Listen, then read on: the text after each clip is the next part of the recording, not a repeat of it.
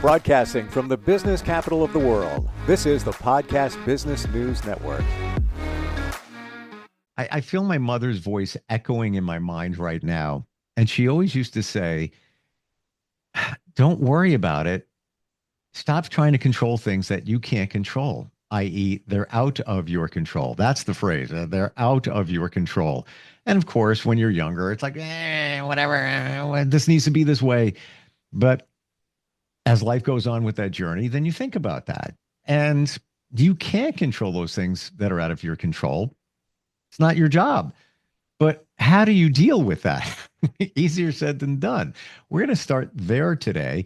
And she is somebody that gives people the courage to shine, helps them get out of feeling stressed, have anxiety, stuck, burned out in life. A lot of that emanates from you trying to control those things that you can't control. Sara Regester is back with us today on the program. How are you doing? I'm great. I'm good. And you know what I'm hearing all around me in conversations everywhere I go is obviously what's going on in the world. There's a lot of no control situations happening right now. Thank you for saying that. Thank you so much for saying that. By the way, you are our professional of the year for a reason. I just had this conversation with somebody yesterday talking about the stock market. And, you know, they were looking, they were concerned, they're logging in. I peeked at it a couple of weeks ago and I stopped. I'm not going to log in. It's not going to do anything if I do. I can't control anything. The only thing I can do is tell an investor to make some changes. But then the best advice is don't worry about it. You can't. That's the way it is. You ride the wave and things eventually come back over time. But that's a great that's a great spotlight you put on there because a lot of us are stressed out. A lot of anxiety going on. Yeah, there's a lot of change happening and coming from all different directions. It's like almost even hard in this moment to choose, oh, this one, that one. Mm-hmm. And, you know, a lot of people really being impacted by their work and by the stock market and by the economy. And yet somehow we're being told how important it is that we need to get through this and ride the changes. And so it's really up to each of us to find our own attitude and approach to really kind of draw our line in the sand of, you know, what do I really have control over in my life that I can stay in solution or, you know, shift my attitude. And, you know, what is way beyond my control. And I just have to kind of accept that maybe I need to just have that, either a bump plan, a solution, or wait and see in the case of the stock market. You know, it just flashed in my head, the other phrase. Lose a lot of energy over that stress, you know. How about that phrase, pick your battles? You know, used to hear that. My mother used to say, pick your battles, pick your battles. I just got that download applying to us. Pick your battles. What are you going to worry about? Exactly. And the classic example that we just experienced recently was like internet connection. And how, you know, you could be in the middle of a meeting, you can be on a Teams call, a Zoom call, a client call, and then the internet cuts out and you're totally at the effect of like, okay, how are we going to continue this conversation? And you can get all mad and uptight and anxious and triggered, or you could just kind of like, okay, well, we can't control this. Let's find another way. Let's hop on the phone and finish our conversation.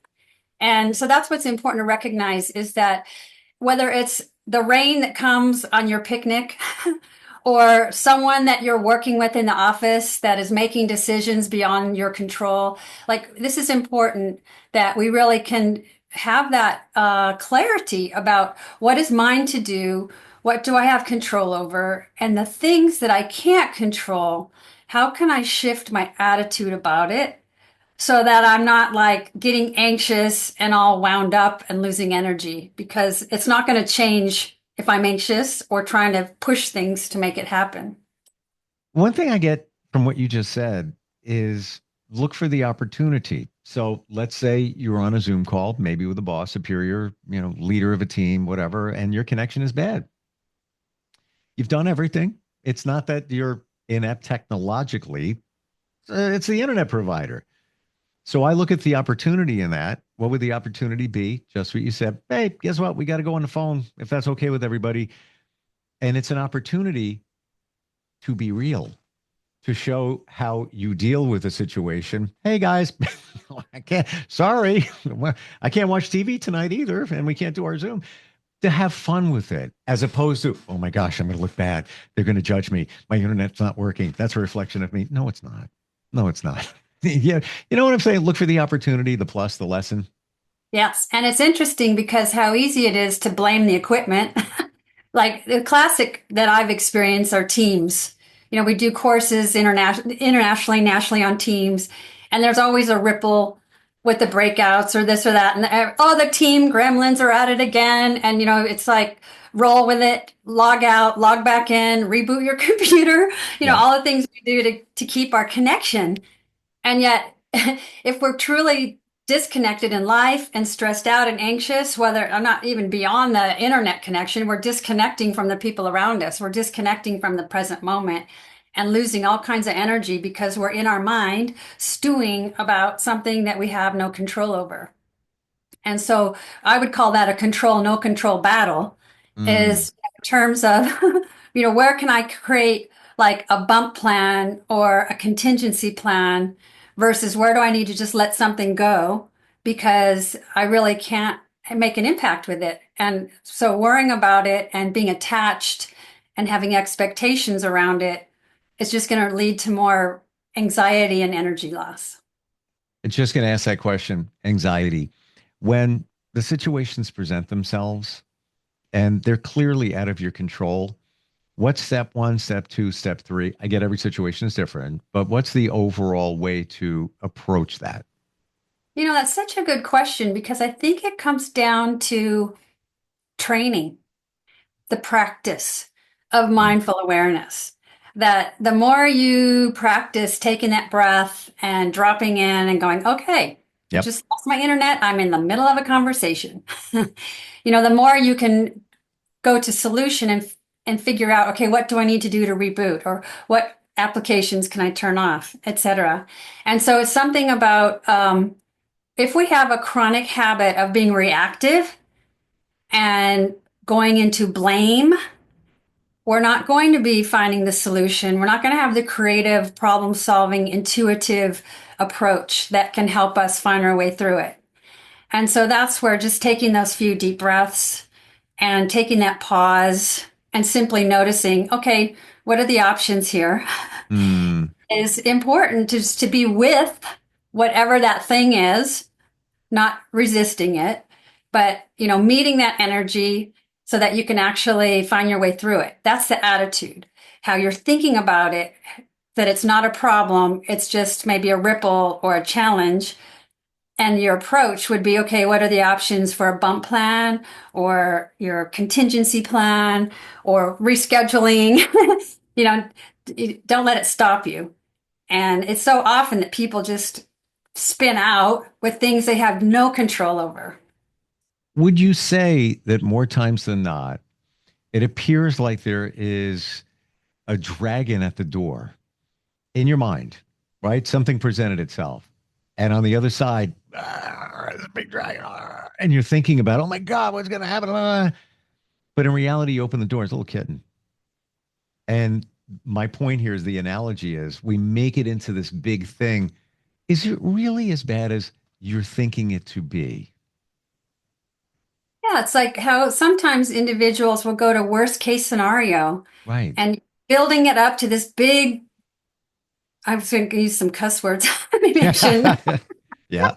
Heard my language. This big That problem. you can control. Yeah. And it's like, then that's the resistance is where you're fighting something, pushing against it. It's a blind spot. You think it's this big, scary thing. And then when you finally engage with it, it's like, oh my gosh, that wasn't even so bad. Right. And, that's what's important in the end is that how much energy do we lose thinking about that big dragon behind the door when actually we're not like opening the door to see what's truly there.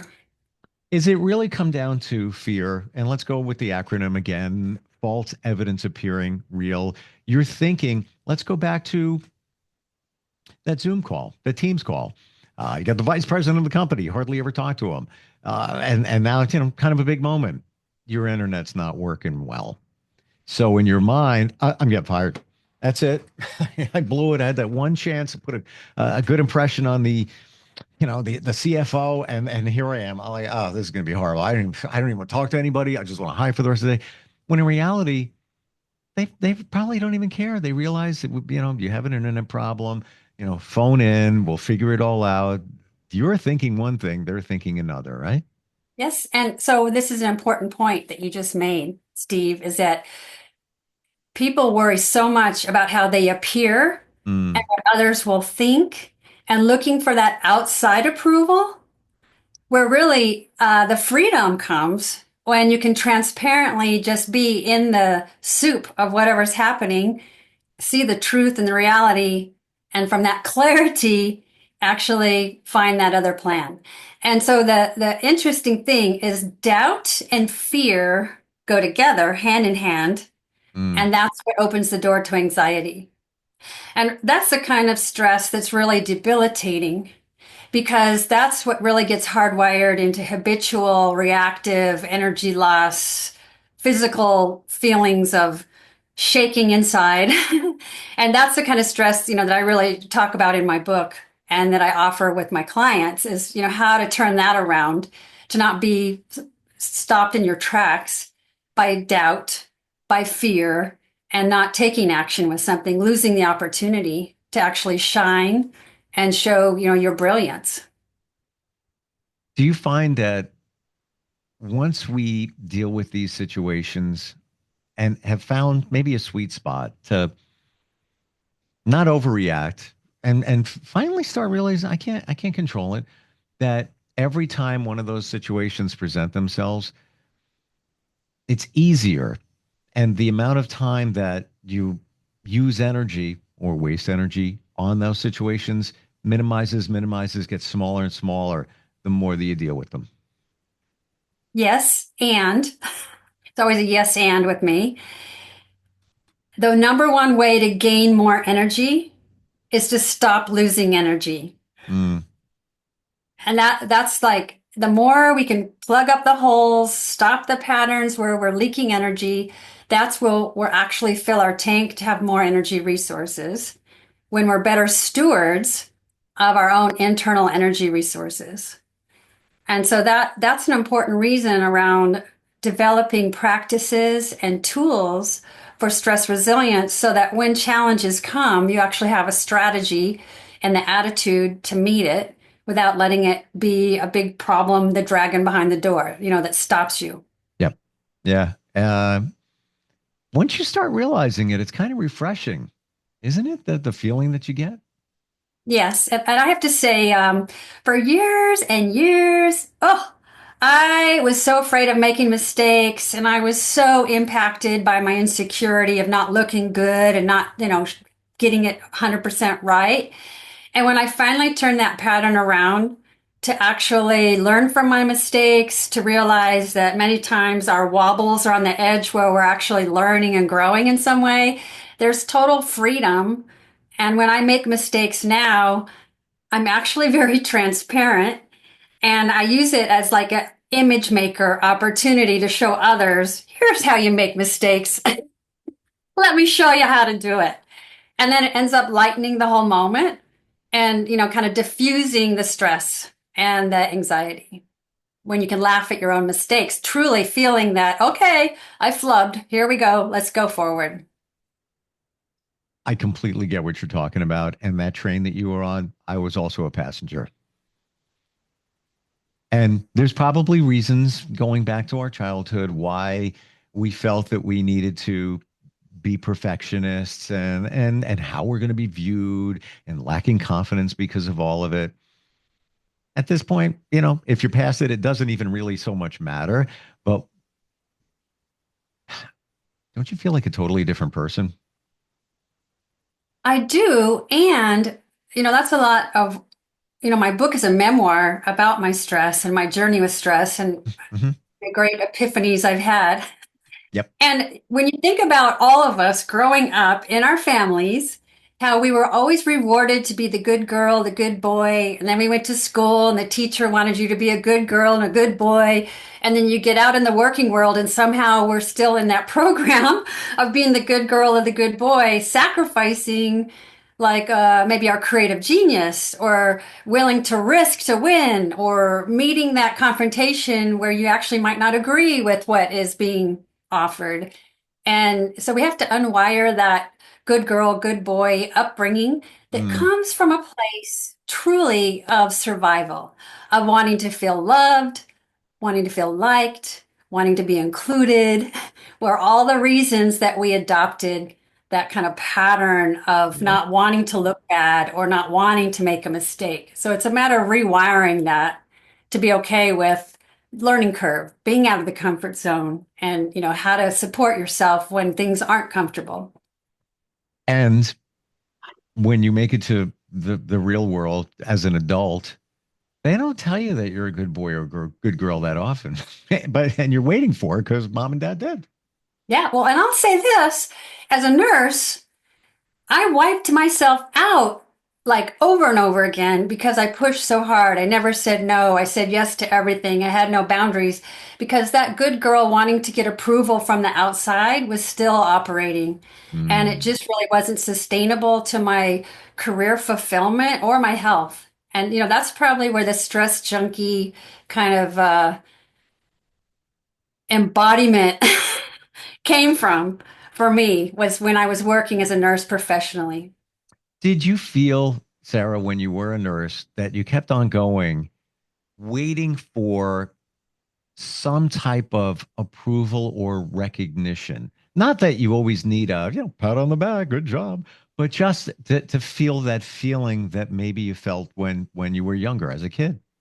Yeah, it was that push to do more, Mm, to take the harder tasks, to take that extra committee, and how much more yeah. you strive to put more out there to look good. But it's also the other side of it, at least for me, was not speaking up, holding it in and Yep. not being truthful for what would really work for me or if I was overwhelmed or if something was too much, and there was a lot I didn't say. For example, like I had real issues with authority figures. So for me as the nurse to call the doctor for orders or for a problem with a patient, it's like, oh, I just dreaded it. But in that era, Mhm. some of those conversations weren't very comfortable either. I don't know, how much today, maybe it's a little different, but that to be the target of the doctor's frustration or their worry, that made me afraid to even want to call someone to clarify things. So that's a problem. There's times when you really need to speak up because it's important. And yet, if I'm so worried about not looking good or not looking competent, that's going to be a real barrier. You're not being you. Yeah, There, exactly. and not pointing you out here, but that using your situation then as an example. When we do that, we have so much to offer, so much to give, but we hide it, protect it for fear of failure, acceptance, and all of that. That we're really not blossoming, giving the world all we have inside because we have these chains that are locking us in. Um, I want to share with everyone that we've talked before about your background as a nurse, but you are board certified nationally as a health and wellness coach, international Samanic teacher, of course, author. You do you help people with leadership. You also do speaking engagements. There's a lot going on. This is not just somebody that showed up on our podcast today. That's where I'm going with that. There's a deep background history and studying that got you to where you are to help people with this, right? Yes. And all those things that you just shared about, who Sarah is, the truth is that there's a lot of clients I support that are not so different from me. They're high achievers, they look great, they're successful on the outside, but on the inside, they're a hot mess. That's where the real stew is. Even though, on the outside, people could look quite successful, that until you really get intimate with someone in a coaching conversation, that's where the truth is revealed about what it's really like to walk in their shoes. And that's the kind of people that are very open to coaching and willing to really transform on the inside to get an inside approval instead of outside approval. That's the game changer. That's a really great point. And that's never talked about. Wow. You need to give you approval.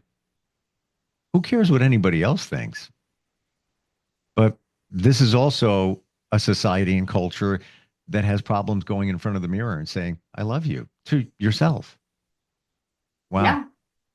And I would say learning that self-acceptance, self-worth, self-deservement, like that's the true healing for any of us to do that inner work.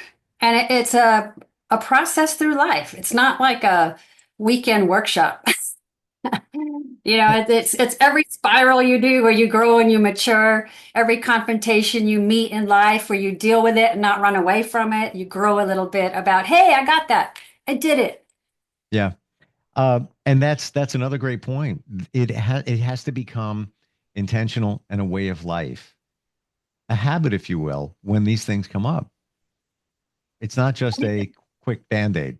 Exactly. Because I would say your life is not like, it's not who you are on paper and education and, your shingle on the wall kind of thing. It's more your life is how you're dealing with what life presents to you. And how you are showing up on your job, whatever that job is. How are you putting yourself forward in a way that's authentic and true? How are you investing in yourself as a lifelong learner to continually refine who you are as a person? And, that's the truth of who you are more than any kind of certifications or diplomas or anything like that. Those are just the vehicles that help us to grow. Thank you for sharing that. Those who are high achievers, they got it going on. On the surface, we look at them and think, wow, I want to be them. But like you said, hot mess inside. But fortunately, more and more of us are okay saying that. The artist Jelly Roll, country crossover, Oh, yeah. 110 million plus downloads on Spotify for his song, I Am Not Okay. Mhm. And it's okay to say you're not okay. We are beautifully broken. And that's okay, to talk about it, realize it, be humble, and ask for help as we do with you. How do we find you? Well, the best place to find me is on my website, directions, the number 4wellness.com. And there's a free download, how to grow from your stress on that site. Also information about my book, how to grow or, courage to shine, how to feel confident outside your comfort zone. And certainly you're welcome to email me at sarah@directionsforwellness.com. Thank you for the transparency today. As always, you always are, but a lot more. And now I have more insight into why you consider yourself a stress junkie and why you help people, with number one, stress and everything related to it.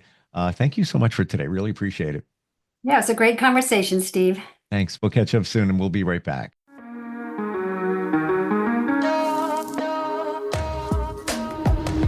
Broadcasting from the business capital of the world, this is the Podcast Business News Network.